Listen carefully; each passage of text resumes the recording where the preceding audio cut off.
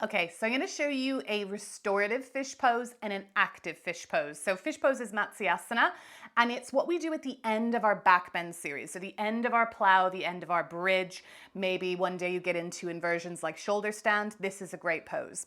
So to come into this pose, I like to bring my head or my back down, my feet up to the sky. And then I like to shuffle my thumbs underneath the back of my hip. Okay, so my hands are palms facing down, my arms are totally straight. Then from here, I straighten my legs. I'm gonna zip my thighs together and point my toes. From here, I'm gonna start to shuffle my elbows, my forearms underneath my body. Then I'm gonna start to press into my elbows. You can see that my shoulders stacked over my elbows.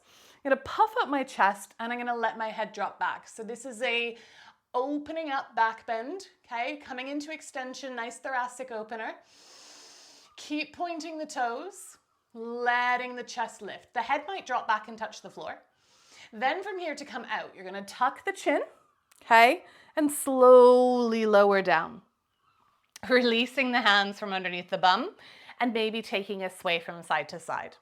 So to come into that fish, there is an element of shoulder strength and shoulder mobility that's needed. If you are thinking to yourself, I just don't have that, you've tried it, it's not working, you can use a block to get you into this position. It is a little bit fiddly, okay? That's the only kind of negative about it. You want the block to start at the space where your shoulder and your neck meets, no higher and no lower, okay? And that's what's the fiddly thing about it.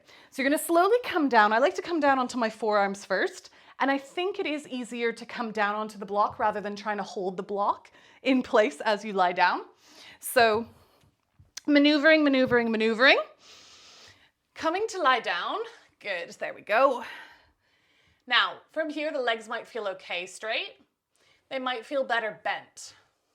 You want the block to be nestled between those shoulder blades and the head drops back. So you're getting that same stretch across the chest, across the shoulders. You can turn the thumbs to face up, but the block's doing the work for you.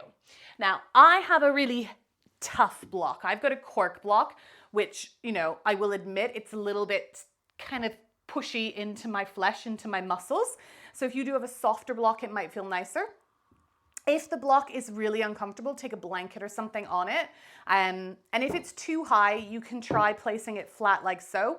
I'd actually say if it's too high, take the block horizontally and then just come to lie down, shoulders across the block, and let yourself rest like this, okay? So there are options, but we do want to create this space. So it is something I would say working towards Matsyasana for the strength or working towards getting that block nestled between the shoulders is going to really, really help open up the chest, create deeper breaths, and give you more range of motion across the shoulders and into those back bends. So that's your counter pose to the back bend series, your Matsyasana fish pose.